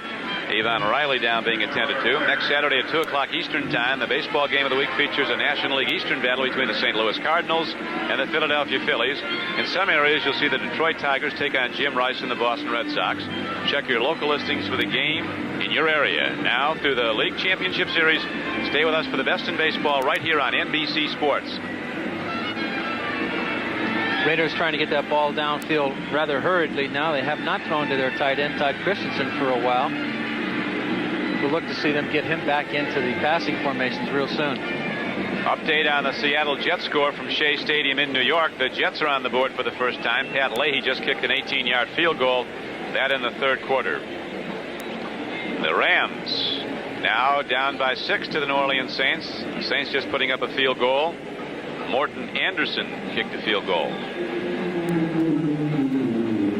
1:41 left to go here at the Coliseum. A timeout on the field as Avon Riley is helped from the field. Heat cramps. Don, you get the feeling on the Houston Oilers side, especially offensively, that they've been so one way with Earl Campbell. They don't know how to play any other way. They had so many opportunities earlier to get the ball into the end zone, and they continue to run it with the guys who are not having any success. Well, when you sit and watch, we're all coaches with 20/20 hindsight, but you wonder why they don't go to a big back Moriarty, because Kraft just can't muscle this defense.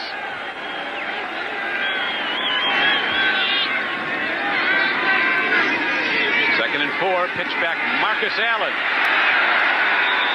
And Allen is across midfield. He is down to the Oilers side of the field, out of bounds at the 46-yard line. Tim Joyner, an excellent linebacker prospect from LSU, 57, ran him out. Marcus as the deep back, very similar to what he ran and won the Heisman Trophy with on this very field while he was with USC. The sweep right, an outstanding lead block by number 33, Kenny King. 1:36 to play in the third quarter. Raiders 13, Houston 3. Only scoring in the third quarter has been a field goal by the Oilers. Raiders led it 13-3 at half. Plunkett has thrown the ball 22 times, has completed 15 for 173 yards. That's 16-24, and this one's going to go for some good yards. Marcus Allen coughs it up again, but he was down.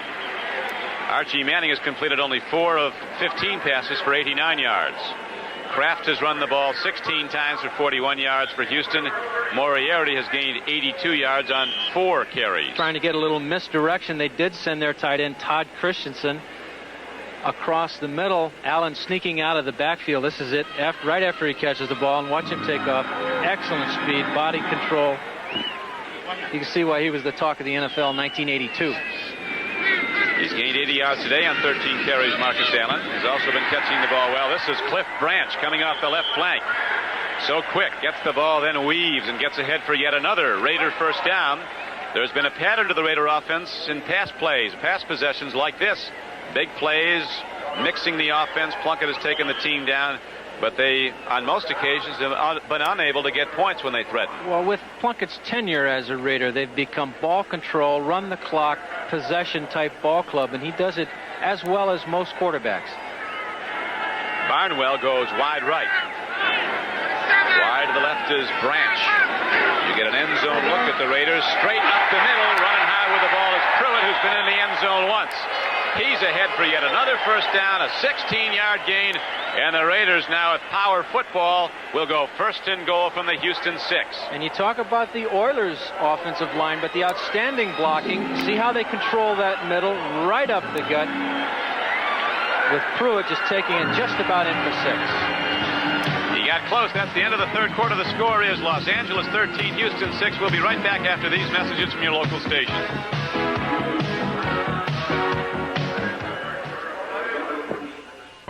Today's game is brought to you by Chrysler Plymouth, cars engineered for luxury, quality, and value. By Southern Pacific, 41,000 people working in 18 industries all across America. And by AT&T, expanding your ability to communicate through the most powerful communication network in the world. Don Criqui with Jim Turner on a day where the temperature has risen over 100 degrees at the Los Angeles Coliseum. The Raiders with 4 first downs in their last 4 offensive plays. Now challenging first and goal from the 6-yard line as we open the fourth quarter with the Raiders in the lead 13-6. The pitch back. Marcus Allen heads to the end zone. He's cut down short of it, but he did get 4 down to the 2. Second and goal from there. The Houston Oilers with Darrell Hunt making the stop. Mike Reinfeld also on the play. Don, pretty good pursuit by the Oilers, but the line blocking has been outstanding in the last series for the Raiders, and this is the play they want to go to with Marcus Allen. What made him great in college and again in the pros.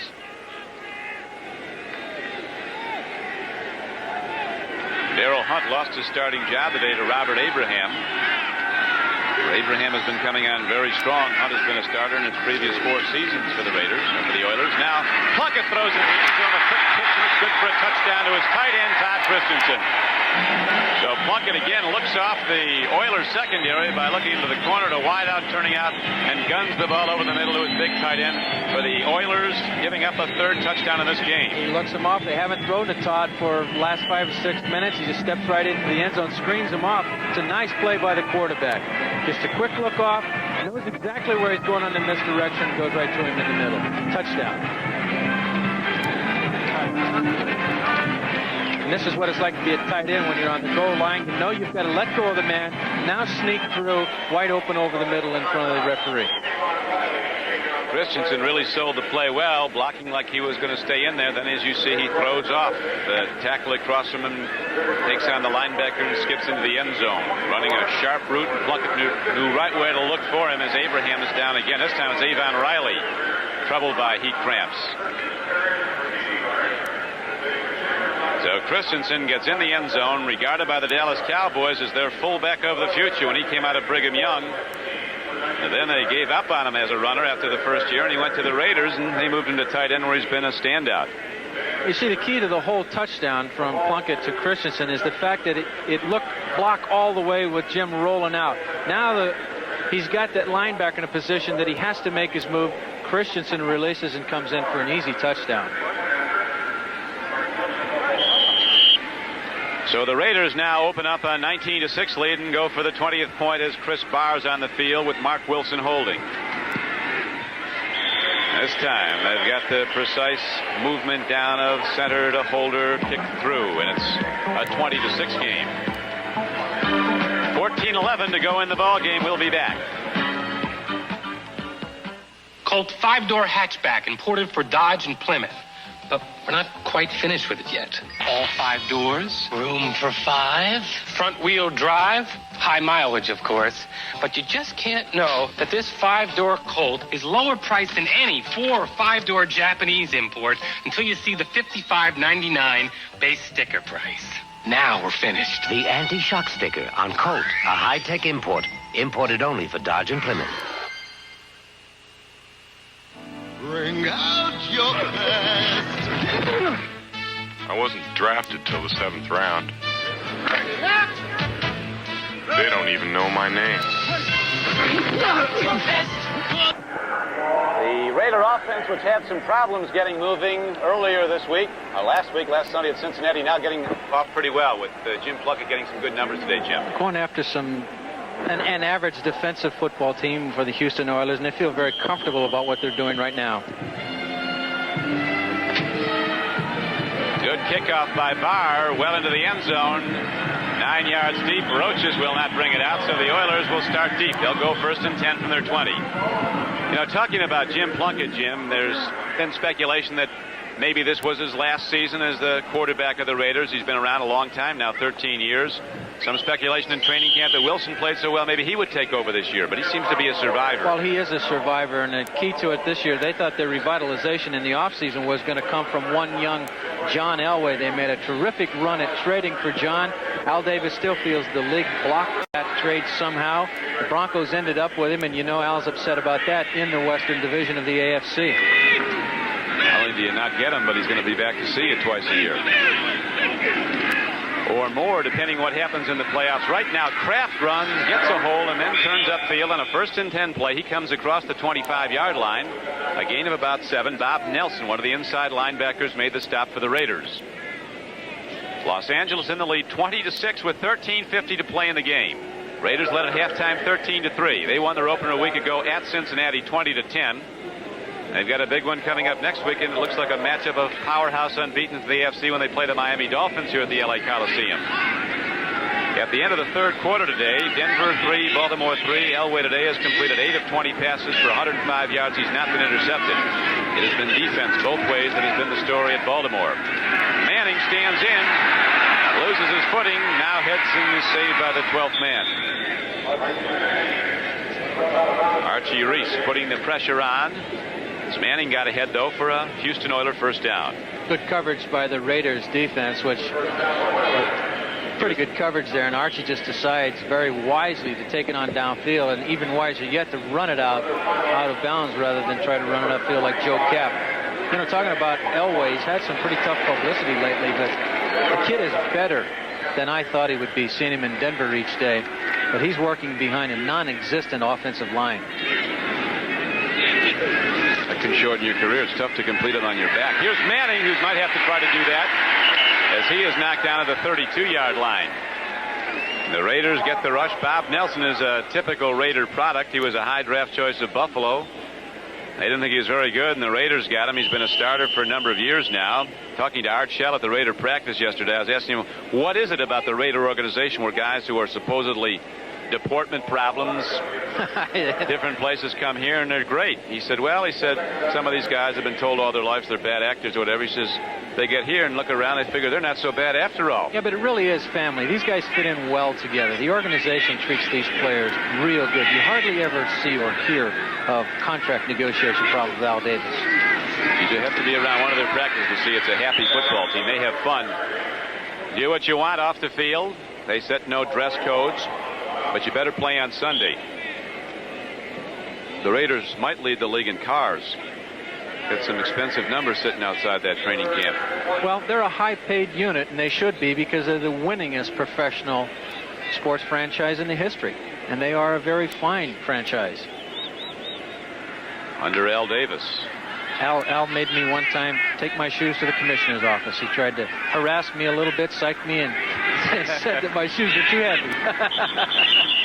Somebody missed a snap count as we have the young men snapping into pass blocking before the snap of the ball. So markers go down with 12:04 to play in the game. Start. Offense number 77. Doug France, the left tackle, was ready to block before the snap. I went in the locker room before the game to talk to an old teammate of mine, Lyle Alzado, and he was telling me he felt that Howie Long is as good as there is in football today. Well, you hear that a lot. Long is interesting story. Came out of Massachusetts, went to Villanova. They dropped football.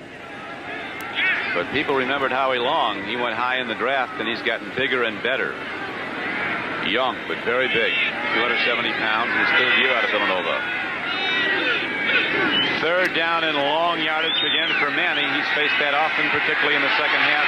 Archie is running, rolling. Down he goes to the 28-yard line for another loss. Alzado in pursuit runs him down. Also after him was Greg Townsend, number 93. Fourth sack of the year for Lyle Alzado. They're in their pirate defense with those 4 defensive linemen in there. It's a new wrinkle for him. And Lyle just coming in on the exchange. They're trying to pull this in-tackle game to confuse the young lineman. And Munchak trying to hold him out. Lyle is as strong as I've ever seen him. In great health. Picks up Archie. I tried to look up some stats on Archie Manning this week. And I'd have to think, and I'm assuming this, that he's been sacked more than any other quarterback in the history of football. His whole career has not certainly been a picnic. No, playing behind the New Orleans offensive line has not been a day at the beach on most Sundays for Archie. He's been a potentially brilliant player, and he's had a lot of big years for him, despite the fact he's had to run often and throw on the run. A 38-yard punt and a 12-yard return by Pruitt, who's having a good day for the Raiders. And Los Angeles has the ball at their 45 when we come back. At Shea Stadium in New York, Seattle holding to a 10-3 lead over the heavily favored New York Jets after 3 quarters of play. Denver and Baltimore have now gone to the 4th quarter at Baltimore's Memorial Stadium, tied 3-all. Miami with a 10-point lead over New England in the 4th quarter at the Orange Bowl. And the Rams have just taken the lead over New Orleans in the 4th quarter. Eric Dickerson on a 1-yard run for Los Angeles. A throw in the flat. Marcus Allen had it and lost it. Marcus wide open and ready to run before he had the ball. He's had a tough day, 2 fumbles and a drop ball there. You see why Dave Dalby's only the 2nd center in the history of the franchise of the Raiders. The great Jim Otto, and now number 50, Dave Dalby in his 12th year. Look how he's standing him up, staying right in, no penetration on the quarterback. You might think it's holding, but they're allowing so much with the offense now. They're allowing him to get those hands up in the face. That's a great stalwart, the center man, the pivot man. They lasted forever in the league until they started this 3-man line with that big middle guard down over them. Now the Oilers respond on defense. Chester Willis in the backfield runs the ball for the Raiders. From Dodger Stadium, where the Dodgers and the Atlanta Braves are playing, Atlanta continues to lead Los Angeles 6-2 now in the 6th inning of play. A win today for the Braves would elevate them to within 1 game of the Western Division lead. Pretty evident the heat has taken its course right now. Both teams just walking through the motions.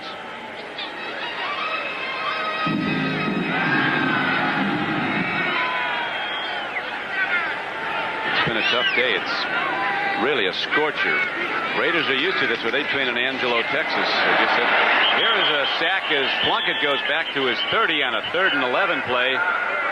Didn't even have time to set up and look because the Oilers were pouring through. Jerome Foster, a rookie from Ohio State, leads the charge for the Oilers' 3rd sack of the day. 3rd sack for the Oilers, and you're right, it's an excellent rush. Foster comes in. Jimmy has no hope at all.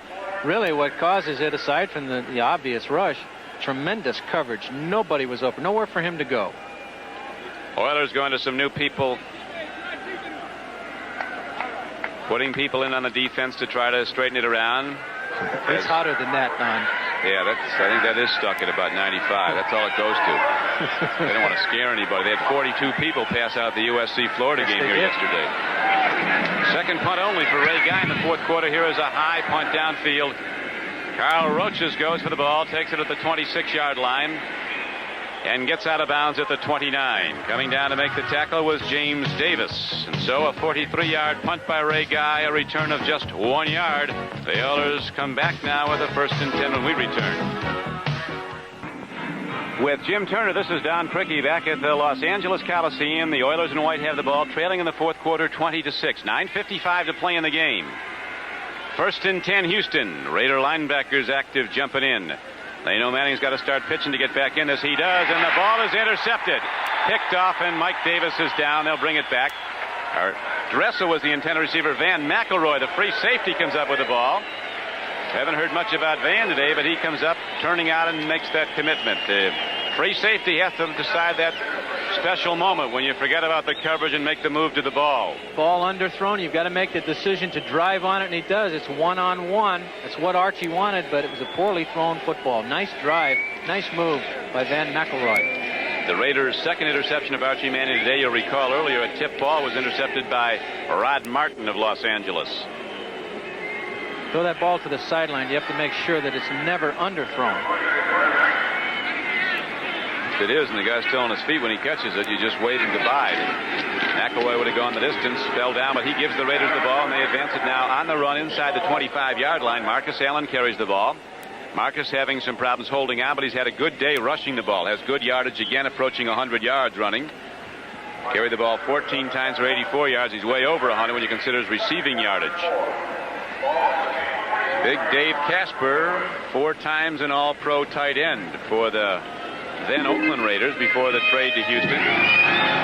Well, without Earl, it's tough, but without one of the better tight ends in football, it makes it even tougher on Archie Manning. In the flat, the throw is right on target. Plunkett stands in. Barnwell turns out. He has a Raider first down at the 12-yard line of Houston. A 13-yard gain on the play. Perfect example of what we were just talking about. The ball, if it's not going to be caught, it still won't be intercepted. Perfectly thrown ball. Right on the money. Takes it right out of bounds. 13 yards. Raiders with a restructured defense now. Talking to Flores yesterday, Jim, about putting a team together and what you have to do. He says, I'll tell you one thing. When you get guys in your offensive line like Munchak and Bruce Matthews, you got to lose a lot of games to get those people. You got to lose a lot of games, but they'll be there for a lot of years. And they've made an immediate impact. But right now, the Raiders dominating the football game on a very hot day. They run the ball at Houston. On a 1st and 10 play from the 12-yard line, the carry is down to the 6. Frank Hawkins ran the ball, number 27. You don't hear a lot about him, but he was one of the all-time runners in college. Frank Hawkins ran for over 5,000 yards at Nevada Reno and ranks as the 3rd all-time leading rusher in NCAA history. Doesn't get a lot of work here at Los Angeles because of the great play of Marcus Allen and Kenny King. Hawkins the lone setback now as Barnwell goes in motion. Comes back to the near side, and Plunkett rolls out looking at him. Into the end zone. It's tipped. It's incomplete, and there's a penalty marker down in the end zone. Todd Christensen, who you remember caught one touchdown pass, was the intended receiver. Greg Bingham was covering. On a rollout, Jimmy certainly on his sprint out there, certainly threw it back into coverage. Pretty good coverage by the Oilers. No one on him. But watch this. There's 4 men around the ball. Watch the traffic and the respect that Christensen's now getting. They're taking shots at him all the way. Covered very nicely. Open for a second, but has 3 men right there all around him. Offensive pass interference, number 46. 2nd down. Boy, fighting for his life, and they call the flag on him. Todd Christensen. This is certainly a judgment call here on the officials' part. They're almost mugging him. I guess they call a push-off right there on the goal line.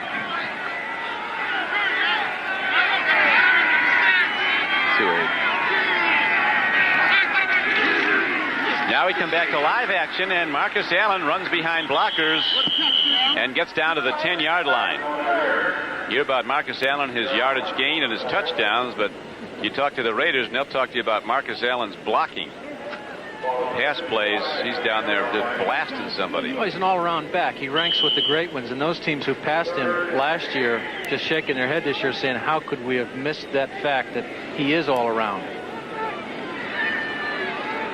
Minnesota went for the smallish back from Stanford. Darren Nelson, and they could have taken Marcus, who would have fit in perfectly with their style of football. 3rd down now. 3rd and 8 from the 10-yard line. Raiders in the lead 20-6 in the 4th quarter. Plunkett takes a look up the middle, saw a little room, and started down and got to the 7-yard line. Got about 2 or 3, and that's going to bring up 4th down now, and the field goal unit comes out.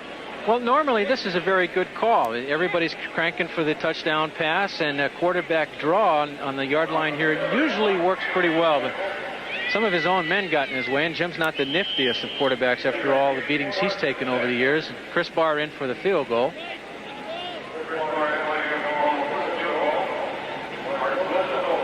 Mark Wilson holding at the 16-yard line, so it'll be a 26-yard field goal by Chris Barr.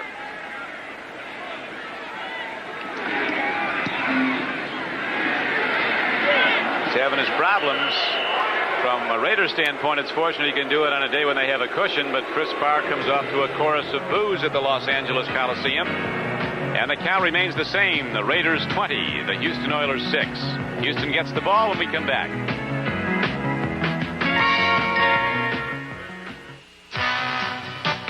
Now, there's even greater value in... The Rams took the lead in the fourth quarter, but now New Orleans has come back to lead 27-21 as Snake Stabler of Raider fame and of Oiler fame just threw 15 yards to Gene Goodlow for the go-ahead touchdown for New Orleans. Chris Barr pulling the ball out for his second loss that he's having a real problem. Take a look at him. That is the loneliest feeling in the world. He's pretty good company. Every other kicker that's ever been in the game knows that feeling.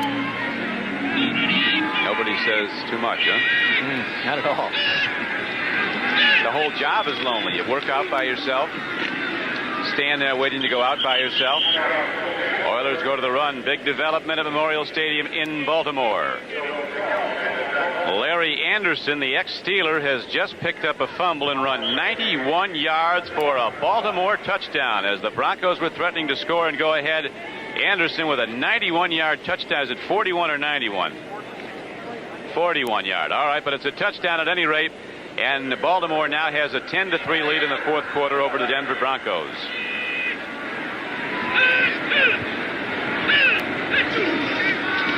Stanley Edwards in the backfield, swings out, but Archie Manning doesn't have time. The heat is on. Archie Reese leads the way, number 74. The fourth sack of the game. So Archie, who wasn't sacked at all last week by Green Bay, gets to feel the turf again today. And the same nickel defense that they went into early against Cincinnati last week after they had the lead, just laying back for the pass and cranking up with the defensive lineman to sack Archie again. He's going to see the nickel for the rest of the game. The Pirate defense, the Raiders call it. They ran it for 17 straight plays last week at Cincinnati.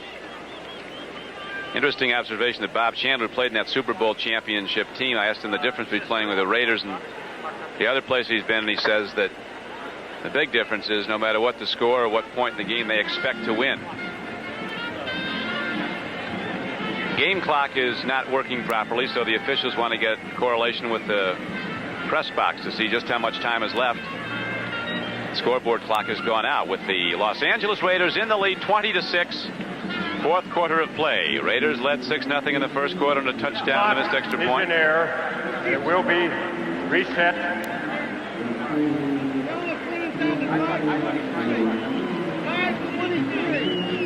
The Raiderettes holding up well in the midday sun of Southern California as they reset the clock. Next Sunday at 12:30 Eastern Daylight Time, NFL 83 starts today with a look at the Redskins quarterback Joe Theismann. And then it's top regional action. Richard Todd, Freeman McNeil, and the high-powered New York Jets go against the Patriots at New England. The Kansas City Chiefs go against the Washington Redskins. Pittsburgh's at Houston. Baltimore, now leading Denver 10-3 in the fourth quarter, plays the Bills at Buffalo. Buffalo an upset winner today over Cincinnati. And the Chargers and the Seahawks go at it. That's all next Sunday. Check your local listings for the games and the times in your area. At 5:23. 5:23, according to referee Bob Frederick, remains in the game. So the clock is reset. Don, that point you made about the Raiders feeling that they could win at any time of the game is certainly true. They had the Jets. Jets had them down with 1 second on the clock. LaMonica to Warren Wells pulled it out for a victory. 1 second on the clock. How about at San Diego where Casper pumped it into the end zone with his foot or his hand? The rule change on that one. They do change the rules, the Raiders. Yes. No more helmet throwing. Manning with a well-timed throw as Mike Holston turns out, catches the ball at the 28-yard line. Gain of 9. But the Oilers need a lot, and they need it fast as they're down 20-6 with 4:59 to play. You played, as we've talked, Jim, against the Raiders for so many years. There's always the speculation. Your fans talk about the mystique of the Raiders. Are they a dirty team? They've gained that reputation in some quarters. No, I don't think they're dirty. They push physical abilities to the absolute limit. They make the officials do their job, but are they dirty?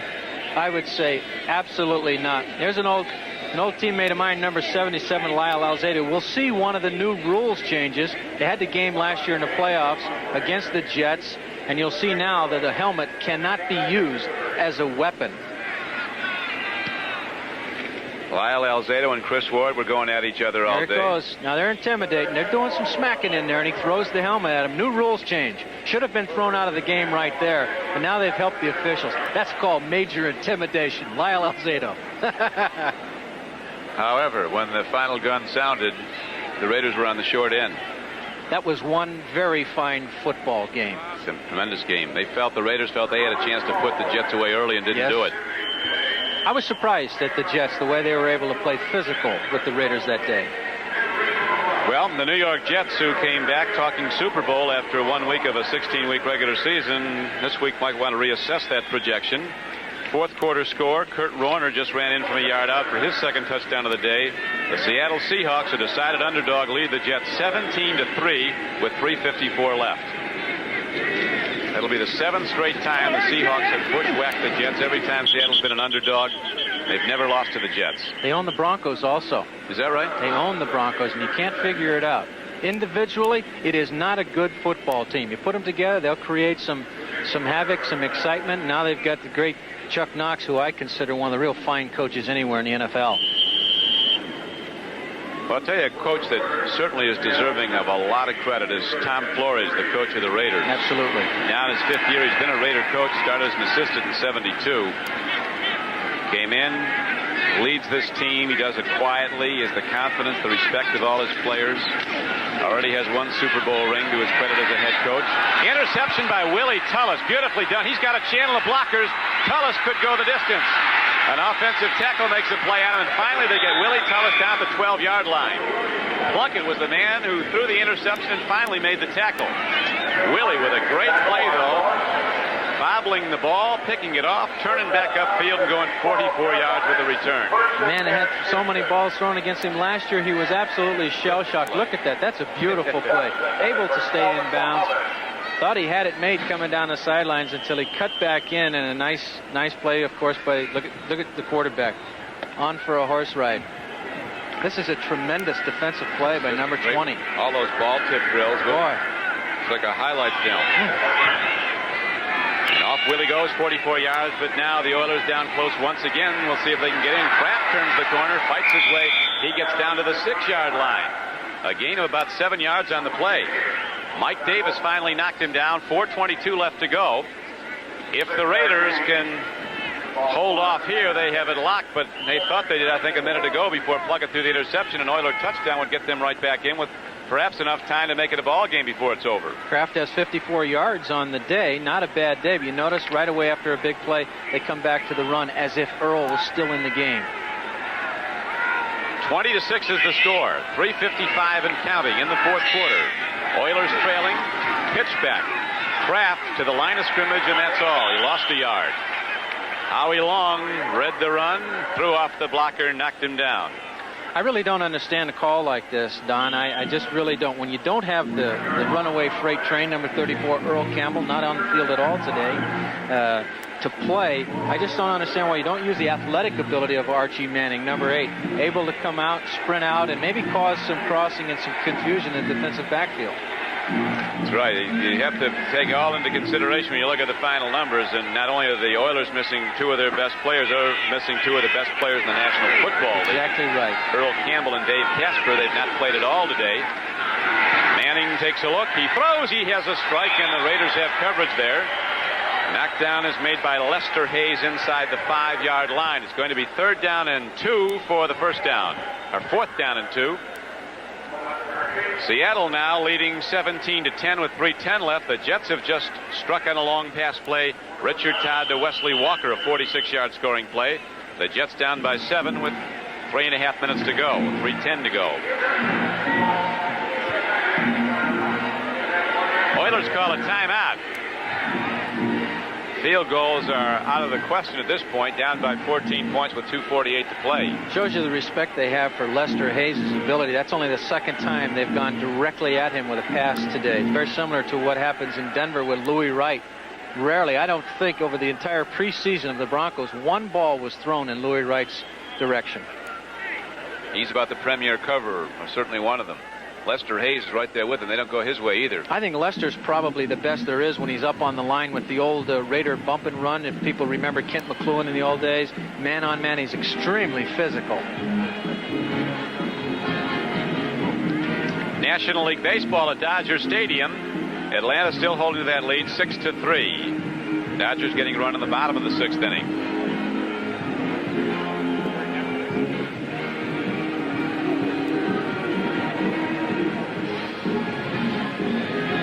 The crowd is not what the Raiders had hoped for.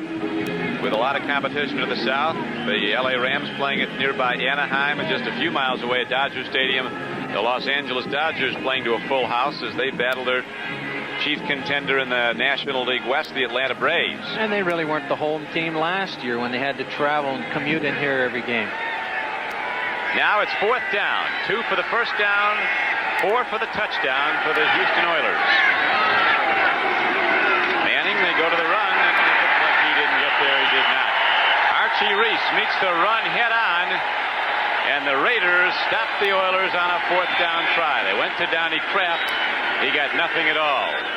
So the Raiders hold on defense again and take over, leading the game 20-6. When you're going against a defense this good, that's that tough against the rush, why not go with your agile, mobile quarterback, try a quick sprint out and get the first down either through the rollout or through a short pass. The Raiders are just too smart and too tough down in this area. Houston has stayed primarily with a very conservative offense. You remember in the second quarter they did move the ball well, did the Houston Oilers, when they started to go into an open passing game with Manning spreading receivers out and then throwing strikes. The best field positions and the best offensive plays have really been turned in by the defense. Willie Tullis with that last interception and a 44-yard return, a couple of fumble recovers early. The Houston defense today was way ahead of the offense. Last week that was not the case, as the Oilers could not stop the Green Bay offense, despite a 38-point performance by the Houston offense. As you remember vividly, the Oilers were a loser in overtime, 41-38. In that great 1971 draft that you were talking about with Archie and Jim Plunkett, another fellow drafted at that time also by the Oilers, Lynn Dickey, threw 5 touchdowns last week against the Oilers. They got 2 good ones. It took Dickey time to develop after suffering the dislocated hip at one point in his career. He did well to come back at all and has come back to become one of the better his quarterback rating after the first week of play went right off the board, 137. That draft in 1971, the great quarterback draft, reminder that this year wasn't too bad either. Airway, Marino, Blackledge, Kelly of Miami, drafted high by Buffalo but went to the U.S. Football League. Tony Eason. In New England, they really like him. Yes, they do. You never really know till 5 years down the line, though. That's exactly right. You don't know it, but I'll tell you what, this John Elway is as fine as I've ever seen, and I was fortunate enough to be on the same team with Joe Namath. He's light years ahead of Joe. Now, we can certainly say that he's healthier than Joe, but he's so much stronger. You're going to set new standards when he gets an offensive line for passing the football. It was Vegas Ferguson on the sidelines, 42, a former #1 draft choice of New England, who was cut and picked up by the Oilers this week, has not played from scrimmage. 20-6 the score. 13 rookies on this Houston Oilers ball club, 11 draft choices, a lot of new faces. We saw it with the New England Patriots have new faces. The Baltimore Colts had 31 new players last year, 20 this year, and it happens when there's a new head coach, as in the fact that you brought up earlier with the Houston Oilers and Eddie Biles. Eddie now in his 3rd year.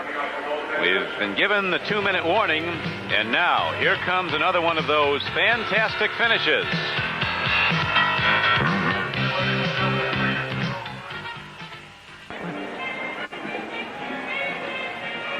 Seattle holds to a 17-10 lead over the Jets in the 4th quarter at Shea Stadium with 3:10 left. The Jets just scored. A final score now in from Miami, Florida at the Orange Bowl. Let's take the Baltimore score. Baltimore leading Denver 10-3 in the 4th quarter. The Dolphins have defeated New England 34-24. That game is over. Miami ups its record to 2-0 and heads west next week to play the Raiders here in Los Angeles. Raiders looking to run out the clock. Houston's out of timeouts. Raiders go to power football. So the Los Angeles Raiders flexing their muscles early in the season. This week their offense did a lot more production than it did against Cincinnati. And they'll go to 2-0 after the first week of play. They talked to him about the 3 things that a team needs to be a championship ball club. Outstanding quarterbacking, outstanding defense, and a sound kicking game. Nobody's won yet without those 3. Exactly, and a lot of luck over the year without injuries. That one is a game of attrition, is something nobody has control over. That's right. Back to the run with 1:20 left to play. Raiders running the football and running the clock. It's down to 1:15 to go. The executive producer of NBC Sports is Michael Wiseman. The coordinating producer of NBC Football is Ted Nathanson. Today's game has been produced by David Neal, directed by Jim Cross, technical director Ray Figelski, associate director Ray Benassi. 52 seconds left to play.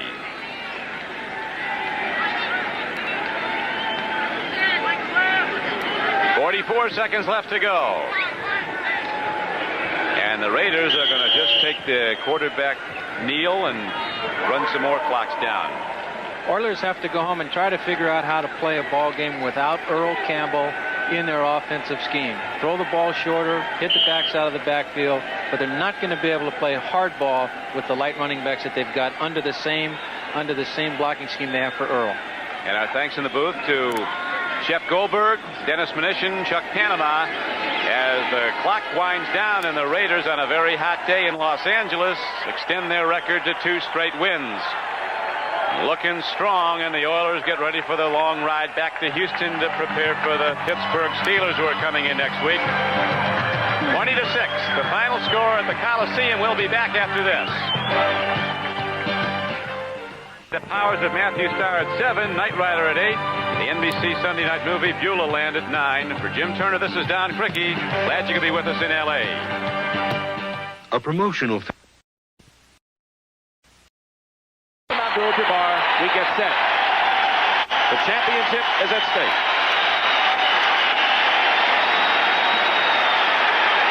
Darrell Garrettson tosses it up. Boston ball. And the Celtics will take over possession. The Celtics want to try and make sure that Larry Bird has the ball in his hands. He was upset. Casey Jones was upset that he didn't have the ball in his hands enough in the latter stages of game number 6. As the tough on the field, but it wasn't very competitive. The Raiders beating the Redskins by a score of 38-9, a game that left some talking about a Raider dynasty. I'm just so proud of Tom Flores. I think he's one of the great coaches of all time, and I think this team may be one of the great teams of all time. I don't know what it lacks not to be. It dominates everyone. The highlight of Al Davis's year, a championship for the Los Angeles Raiders. Hello, everyone, and welcome to this Scotch Sports preview of the 1984 National Football League.